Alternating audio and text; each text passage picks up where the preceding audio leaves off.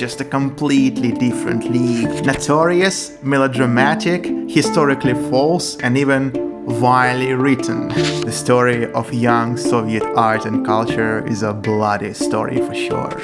Only later Pushkin works can be compared to that level of brilliancy, with its miraculous revival of the living.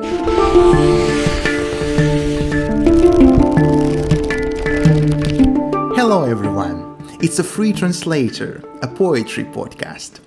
My name is Danya Kosякov, and here I translate and discuss masterpieces of Russian poetry. And now I will read my translation of the poem called The Only Days by Boris Pasternak. Throughout the many winters I do hold the memory about the solstice days, and each of them was unrepeatable, and it repeated countless times and ways. And soon these days have formed the whole parade, while stacking with each other bit by bit.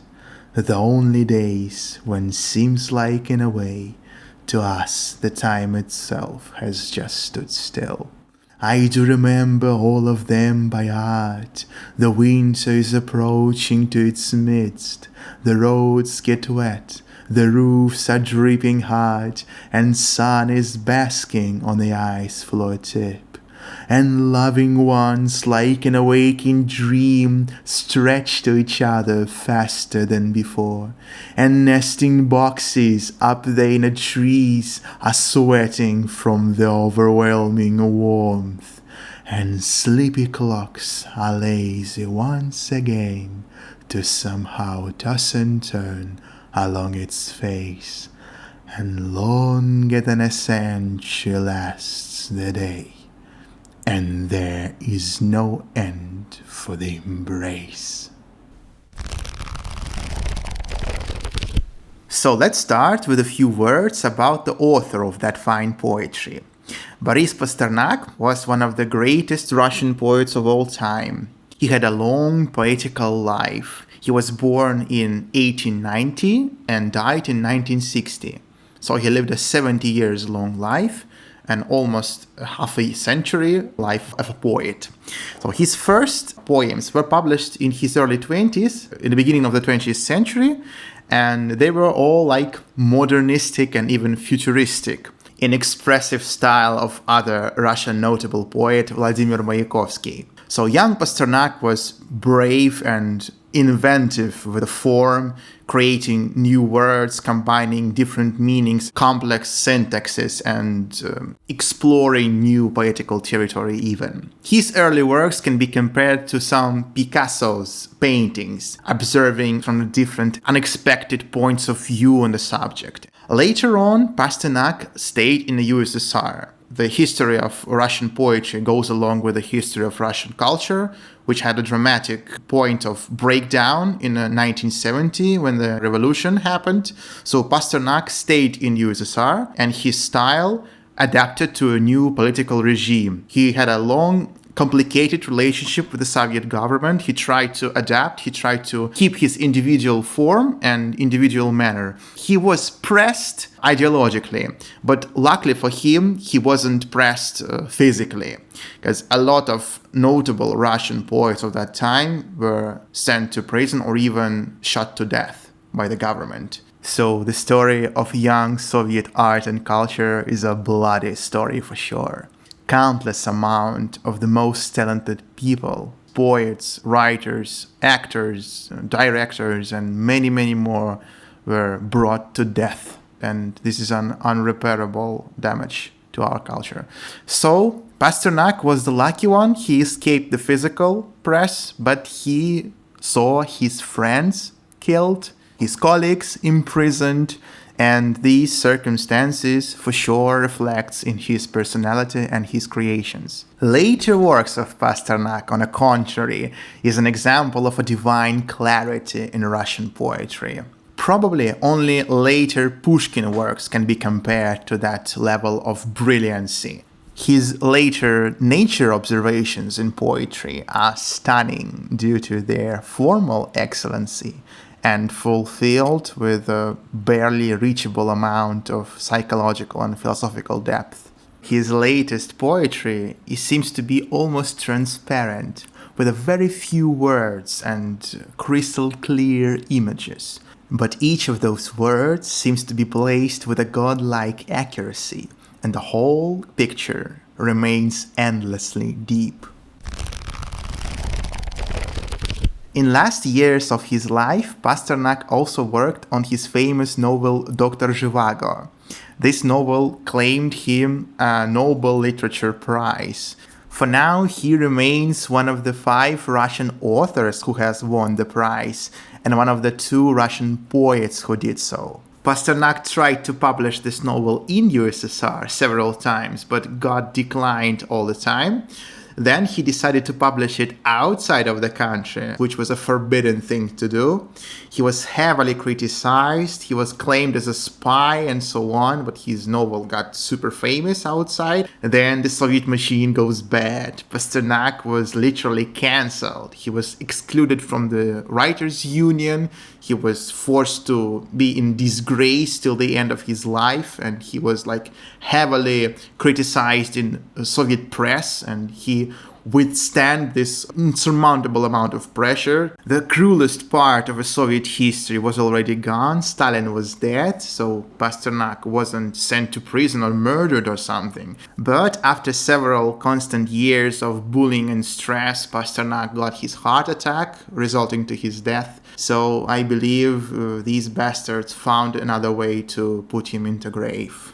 But it was not the Russian authorities only who criticized the novel. Another Russian literature pride, astonishing Vladimir Nabokov, was highly critical about the Dr. Zhivago. He called it, various quotes, notorious, melodramatic, historically false, and even vilely written. It is still an unpopular opinion for sure, but I, even as a Russian literature lover, kinda agree with Nabokov in that. Although Pasternak's novel got Hollywood movie and worldwide fame, still Pasternak was more of a poet than a writer. Nabokov himself, he was a prose writer, not a poetry writer. He did some poetry though, some notable poetry that I respect. And I even got Nabokov's line from a poem, Pale Fire, tattooed on my chest. That's how I respect Nabokov as a poet. But still, he can't be compared to Pasternak in a field of poetry. It's just a completely different league. The contrary is also true. You can't compare Pasternak to Nabokov in a field of prose, because Nabokov is just way, way better as a prose writer. In conclusion of all that, from my perspective, novel Dr. Zhivago is not the best way to meet with Boris Pasternak. Except for the last 25 poems. Pasternak added in the novel, at the very end, poems of the main hero that he wrote during the novel. And these 25 poems is just an exceptional piece of Russian poetry. It's just crushing. Many have called this compilation of poems, the poems of Yuri Zhivago, the best Pasternak's book of poetry. But I would say that his actual last book, When the Weather Clears, is the most powerful poetry book, not only in Pasternak's oeuvre, but in the whole history of Russian poetry altogether. This is the #1 Russian poetry book of all time, When the Weather Clears by Boris Pasternak, published 1957. And sadly, I don't know are there any excellent translations of Pasternak's divine poetry from that book. I translated the poem The Only Days, and I wanted to share it with my friend, and I couldn't find the appropriate translation. The existing translation of that poem that I could find in the internet was far, far away from Pasternak's brilliancy from my point of view. So I decided I should do it myself if nobody did it before. And it was my first serious poetical translation. So Pasternak started my long journey of translations of Russian classic poets in English. And this is actually his last published poem. So his long, almost half a century run, he finished it with The Only Days, the poem that ended his poetical story. Let's go to the translation once again. Let's review it. Let's find some interesting things about it.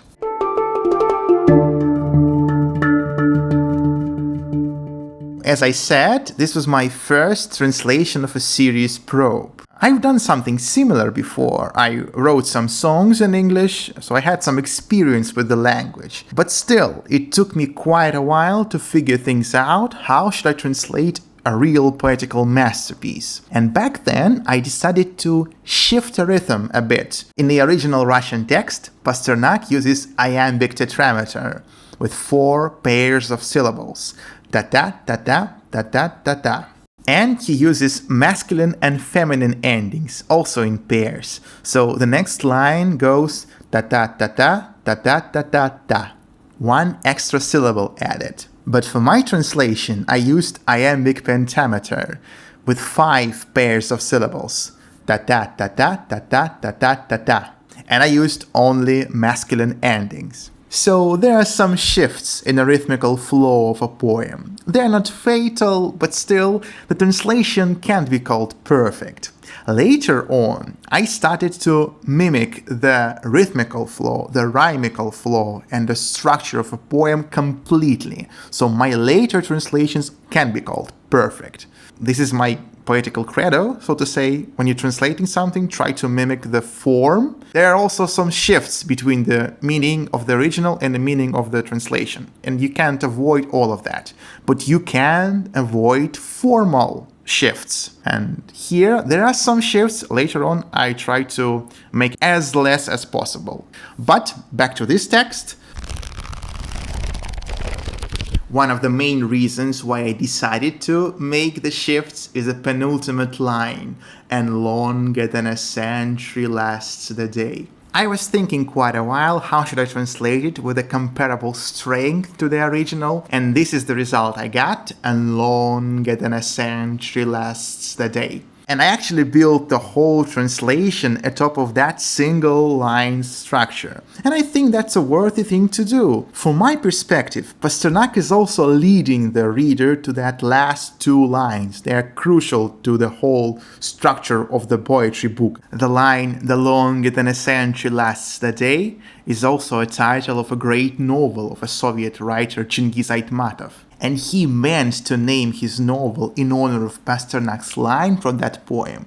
But he could have got troubles with publishing if a Soviet censorship could have known the origin of the line. That's why he said this was like from Shakespeare's translation, somewhat like that. And Soviet censors like, all right, let's name the novel like that. Soviet censors were not learning Pasternak's brilliancy by heart. And that's how the novel got its planned name, and nobody from the Soviet censors knew about it.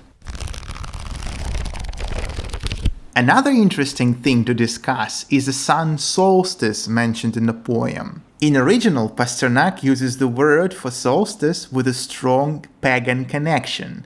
So he is describing the changes in the nature from a pagan perspective. So the solstice holiday seems to happen in the late December, similar to Christian Christmas. And Pasternak mentions that. He says, "The winter is approaching to its midst." But let us attentively look at the images he's describing next. The roads get wet, the roofs are dripping hot, the sun is basking on the ice floor tip, and nesting boxes are sweating from the overwhelming warmth. So these images seems to be the beginning of a spring, not the December. And you can imagine, cold Russia, December is no similar to spring's warmth. Speaking in pagan terms, it seems like in a way it's not the solstice but the equinox that's happening. What's the deal? There's no plain answer to that mystery of Pasternak's poem, but I believe that he, as an Orthodox Christian, deeply in faith, combined the immense power of an ancient pagan nature holiday, the solstice, with the Christian roots of upcoming Christmas, with its miraculous revival of the living. Then the whole picture gains the spiritual plane of some sort. Different moments of time, the middle of winter and the presence of spring are all weaved into a singular moment of poetical perception, the day that is lasting longer than a whole century. That's amazing.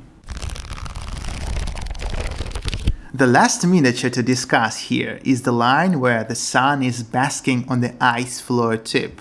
How is that even possible? I was thinking all along while translating it. Well, the image seems pretty simple, but it's not easy to imagine how this thing can occur. Undoubtedly, there is some vivid emotional response in that line to something that Pasternak saw.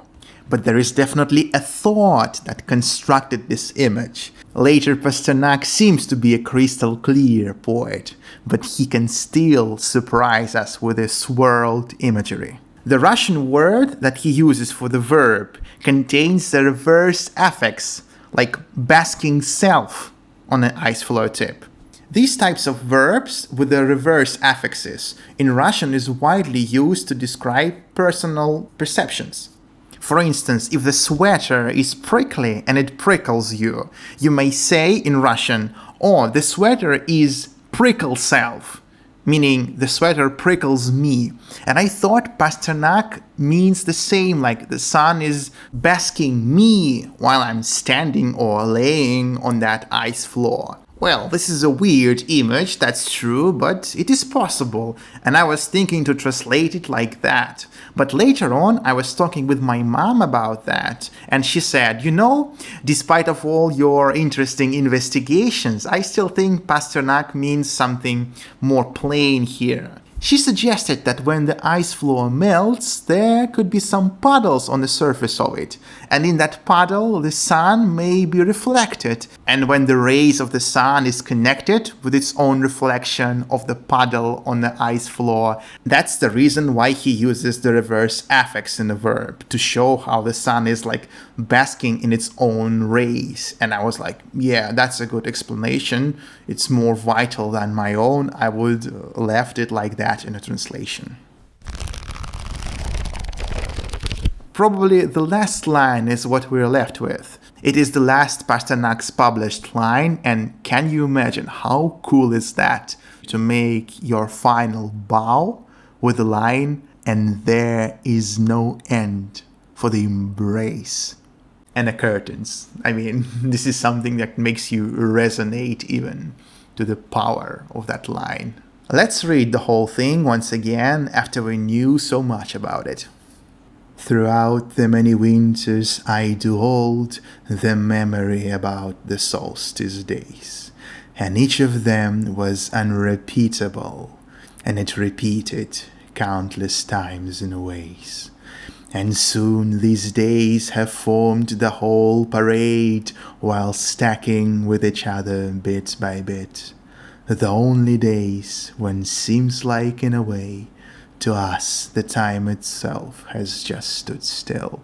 I do remember all of them by heart. The winter is approaching to its midst, the roads get wet, the roofs are dripping hard, and sun is basking on the ice floor tip. And loving ones, like in a waking dream, stretch to each other faster than before, and nesting boxes up there in the trees are sweating from the overwhelming warmth, and sleepy clocks are lazy once again to somehow toss and turn along its face, and longer than a century lasts the day. And there is no end for the embrace. Okay, that's it for the first episode. Thanks for stopping by. I'll put the text of my translation to the description. Use it freely, share it with your friends and family, tell them about Russian masterpieces of poetry. You can also subscribe to the podcast if you want to support my work. And next time I will talk about the breathtaking Russian poetess of 20th century, Marina Tsvetaeva. My name is Danya Kosякov. This was a free translator podcast. Stay tuned, and remember, life passes, but the poetry remains.